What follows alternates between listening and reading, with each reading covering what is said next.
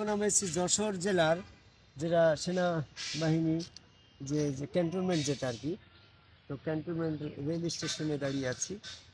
একটা বিষয় বলতে চাচ্ছি, পৃথিবীটা হচ্ছে ইহজগৎ আর পরজগতের একটা প্ল্যাটফর্ম, একটা স্টেশন। তো আমরা এই প্ল্যাটফর্মে যা কিছু অর্জন করব, মৃত্যুর পরে আমরা সেটা ভোগ করি। তো মৃত্যুর আগে আমাদের ইহজগৎ পরজগতের সংক্ষিপ্ত কিছু ধারণা দিতে চাই আমি।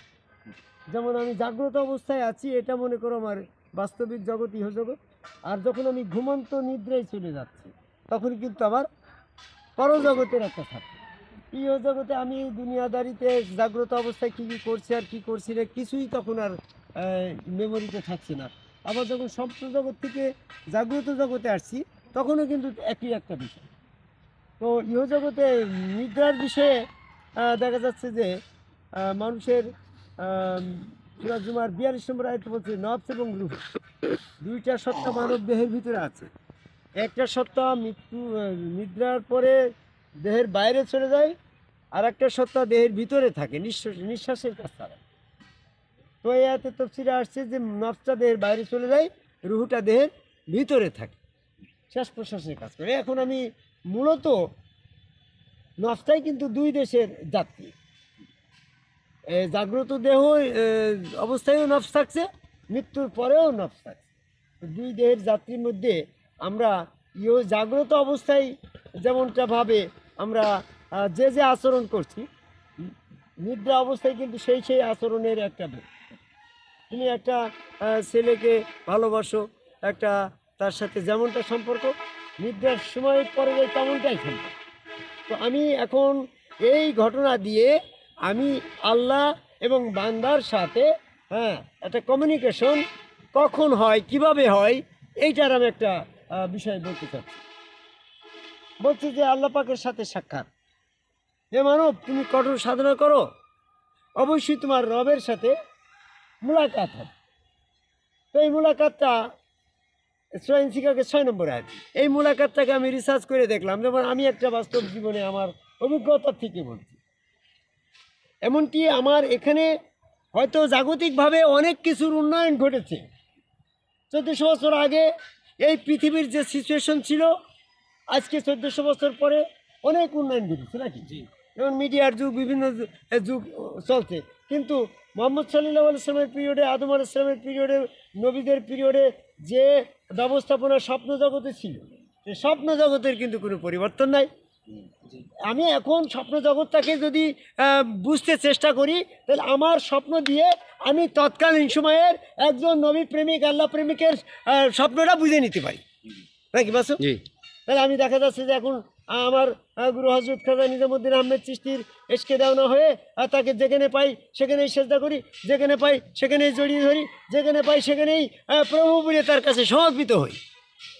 এইটা যখন আমার অভ্যস্ত হয়ে গেলাম স্বপ্ন জগতে, ঠিক আমি জাস্ট টাইমে যখন দেখলাম যে আমার প্রভু আমার বাড়িতে এসেছে বা আমার সাথে দর্শন হয়েছে, আমি সাথে সাথে যে সেজদা চলে গেলাম।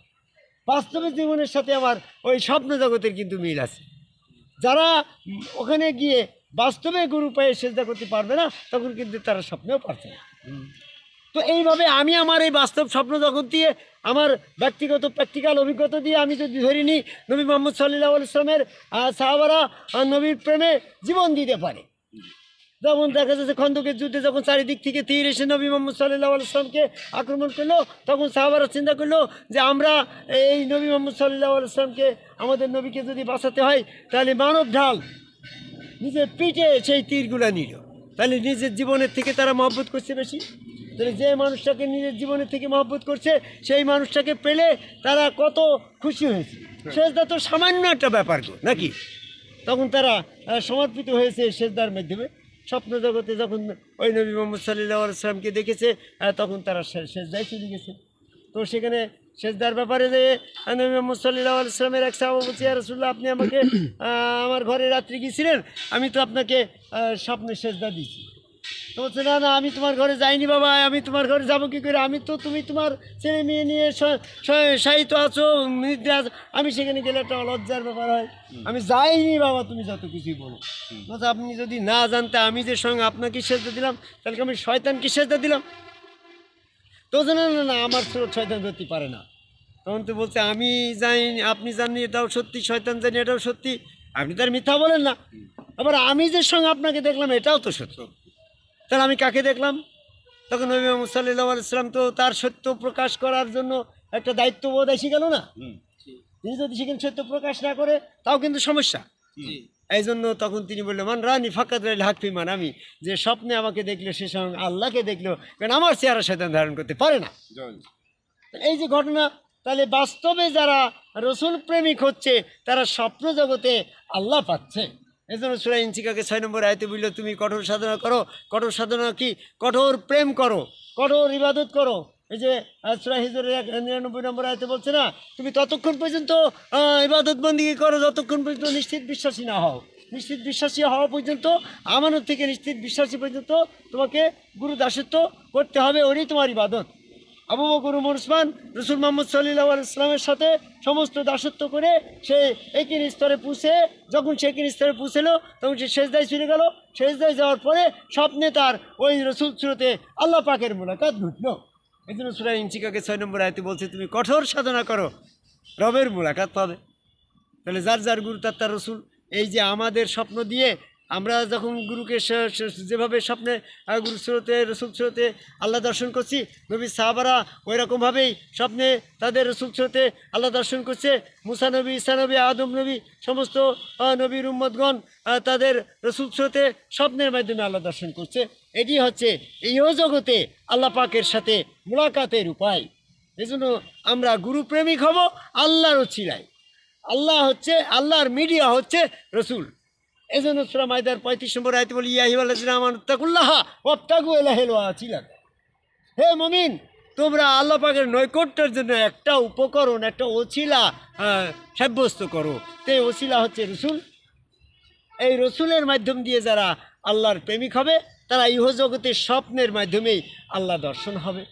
অনেক সময় স্বপ্নের বাইরেও সরাসরিও আল্লাহর দর্শন হয়, সেটা হচ্ছে উচ্চমার্গের ব্যাপার।